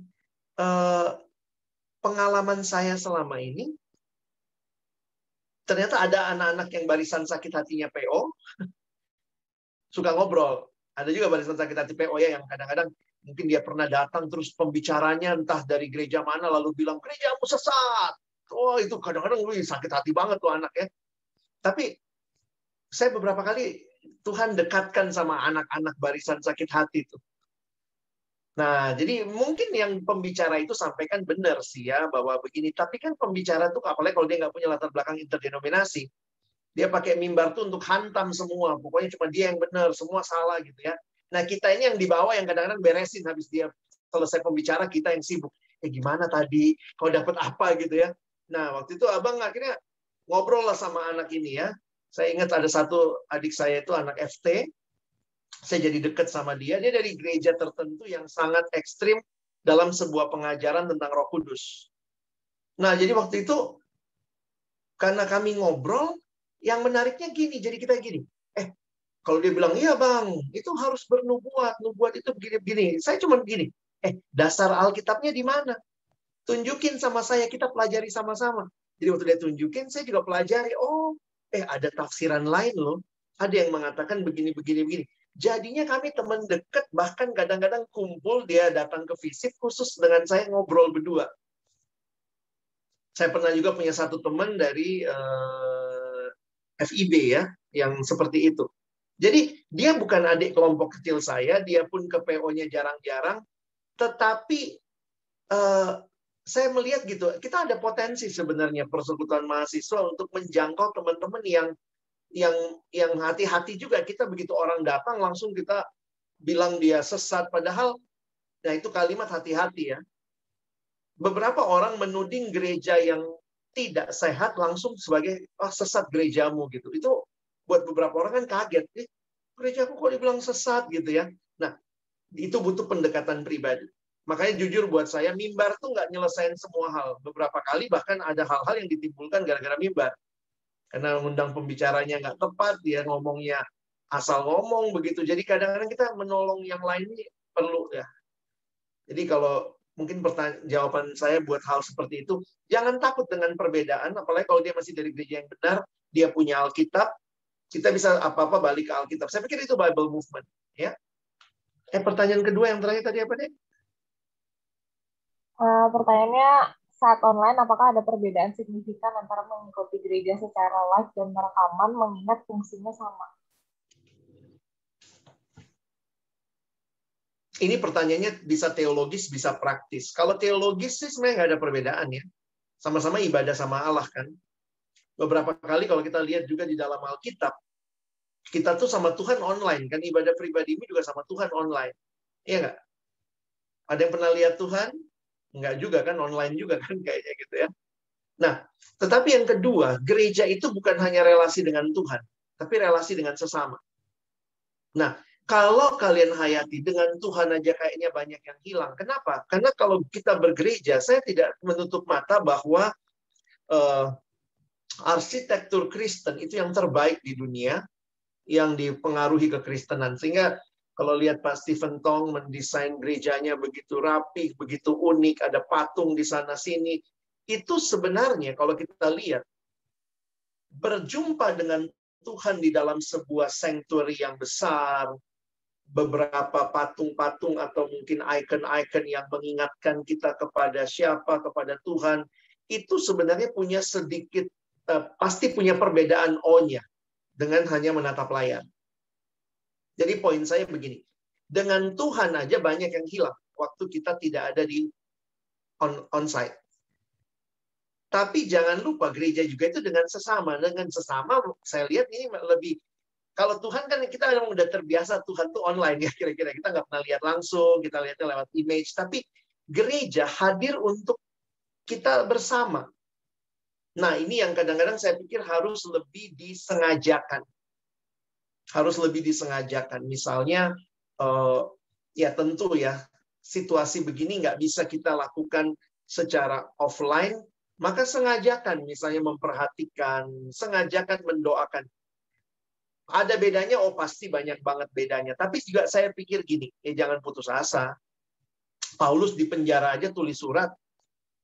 Kita di penjara nggak? Kita lagi lockdown begini, kita bikin apa nih? Yuk kita bikin something. Bikin voice notes, kirimkan 5 voice notes ke temanmu. Sebutkan mereka dalam doa. Poin saya adalah jangan ratapi apa yang tidak bisa online lakukan, tetapi maksimalkan apa yang online bisa lakukan. Kamu bisa rekam video, kirim sama teman, kita bacain ayat atau apa, kamu bisa kirim voice notes, kamu bisa kirim gambar, itu kan sesuatu yang nggak bisa kamu lakukan pas onsite. Tetapi ya sadar memang ini kehilangan, tetapi jangan meratapi. Kadang-kadang kayak gitu, kita jadi kayak udahlah lemes lah, nggak bisa ngapa-ngapain. Padahal sebenarnya tetap saya meyakini Tuhan memberikan kreativitas kepada kita dalam situasi seperti ini. Untuk tugas gereja jelas. Kasihilah Tuhan Allahmu, kasihilah sesamamu manusia. Kirimkan GoFood kek, tanya alamatnya ya, kirim GoFood gitu, GoSend atau apa ke dia. Do something lah yang membuat orang merasa iya ya Tuhan mengasihi dia gitu. Ed Stephen. Thank you. Bang, sebenarnya sepertinya agak sedikit kesalahan yang mungkin itu juga ditanya, tapi yang ditanya juga maksudnya online live atau online rekaman. Jadi kan ada beberapa gereja yang ditaruh di YouTube gitu, yang kita bisa nonton kapan aja sebenarnya. Ya, saya nggak berani memberikan penilaian atau judgement, karena saya juga nggak tahu. Kalau kamu misalnya tidak cukup setia ibadah di jam yang selalu sama, kan bisa begitu ya. Dan di gereja itu ya, kalau gue nggak nonton jam segini, nanti gue bisa nonton lagi jam berapa gitu. Jadi kita butuh disiplin. Kalau bagi saya itu sih yang penting ya. Kita butuh disiplin, butuh siapin hati walaupun online. Jadi saya jujur aja nggak terlalu masalah kamu mau nonton sekarang, mau nonton besok, tapi bukan besoknya ya, tapi maksudnya saya takutnya begini, kalau kita jadikan itu juga sebagai kebiasaan toh, ya sedih juga sih. Nah, tapi apa yang bisa dilakukan?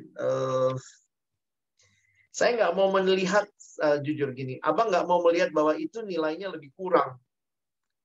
Karena banyak juga anak sekarang, kamu benar sih masuk GPIB Depok, Kelapa II, benar kamu masuk jam 10, jam setengah 9 gitu. Kamu masuk ke HKBP, kalau di Depok gitu ya. Tapi kamu main HP. Sepanjang ibadah kamu main HP. Kadang-kadang saya pikir ya, ibadah itu apa sih? Kalau kita mempertahankan jamnya, itu bagus untuk kedisiplinan. Tetapi poin saya adalah kamu siap nggak ibadah di jam itu? Atau memang kalau kamu lagi nggak siap, bagi saya ya sudah. Kapan kamu siap, tapi benar-benar di jam itu sediakan bagi Tuhan. Jadi saya pikir inti ibadahnya nanti ada di dalam. Jadi ibadah itu kan Tuhan mau memberkati kita. Tapi kita tuh siap. Nah ini yang kadang-kadang saya pikir matchingin itu yang susah. Nah ini kalau boleh sharing sedikit, walaupun juga ini bukan pola ya, tapi abang selama 1,5 tahun ini saya nggak pernah ibadah online. Loh, terus abang ngapain? Saya di rumah ada keluarga, ya setiap minggu kami ibadah berempat. Gereja sudah kirimkan liturgi, kami pakai liturgi itu, renungannya kita ada dari buku renungan, GPIB, kita baca renungan itu. Jadi, karena saya juga sadar ya, saya bukan tipe yang suka natap layar gitu ya. Jadi ternyata saya baru sadar ya, 1,5 tahun ini kami nggak pernah ibadah online. Di rumah yang kami lakukan adalah kita kumpul sama-sama, saya bikinin liturginya. Ya liturgi kan ada tuh dari gereja ya, jadi kita copy gitu ya. Ya hati yang disiapkan ya kita bersama-sama beribadah. Bagi saya lebih butuh ada orang lain yang waktu dia nyanyi itu kedengeran gitu. Karena kalau enggak kan kita di YouTube tuh yang nyanyi di situ doang gitu. Nah saya nggak tahu. Itu bisa jadi beberapa hal yang kamu bisa coba untuk menolong dinamika ibadah. Sehingga ya kalau kau punya adik, kakak gitu ya, ya kapan-kapan ibadahnya nggak selamanya mesti dari YouTube gitu. Tapi itu itu diskusi yang lain sebenarnya ya. Nanti kalau soal dinamika ibadah online ini ada beberapa prinsipnya. Coba nonton videonya Pak Jimmy Setiawan itu. Saya pikir itu akan sangat bagus menolong kalian ya dari PMKJ. Nanti Bang Rey kalau ketemu linknya bisa kasih ya. Itu menolong dalam diskusi yang dia sampaikan. Thank you. Ya, guys, Bang, itu pertanyaan terakhir, jadi mungkin boleh ditutup firman Tuhannya dalam doa. Oke. Mari kita berdoa. Tuhan, terima kasih apa yang kami terima hari ini menolong kami melihat Allah di dalam pekerjaan yang tidak henti-hentinya, mengasihi manusia, membawa kami kembali kepadamu. Dan terima kasih Tuhan pakai gereja sepanjang zaman, dan termasuk modality, sodality, kami sebagai para church yang kami sebut persekutuan mahasiswa menjadi sebuah bagian yang Tuhan hadirkan untuk mengerjakan panggilan spesifik kepada kaum intelektual di tengah-tengah bangsa ini, secara khusus di kampus kami. Karena itu hamba berdoa bagi adik-adikku yang sedang menggumulkan untuk menjadi pengurus harian, kiranya mereka mengerti dengan jelas bahwa apa yang mereka akan berikan dalam waktu menjadi pengurus ini adalah cara Tuhan juga yang indah, yang bukan hanya membangun UI, membangun POUI, membangun fakultas-fakultas di UI, tetapi juga membangun gereja Tuhan. Dan ini adalah rencana Tuhan yang Engkau sudah lakukan bertahun-tahun lamanya. Dan kami mau syukuri itu di hadapan Tuhan. Sekali lagi terima kasih. Tolong teman-teman dalam pergumulan bisa semakin mantap dan yakin bahwa kalau ini adalah yang Tuhan mau, mereka akan menjawab iya. Bukan di hadapan tim rek, bukan di hadapan orang-orang yang mengontak mereka, tetapi terlebih lagi di hadapan Tuhan yang memanggil mereka untuk mengerjakan pekerjaan Allah yang besar ini. Kami bersyukur, kami berterima kasih menutup firman Tuhan dan tanya jawab ini dalam doa. Dalam nama Yesus kami berdoa. Amin.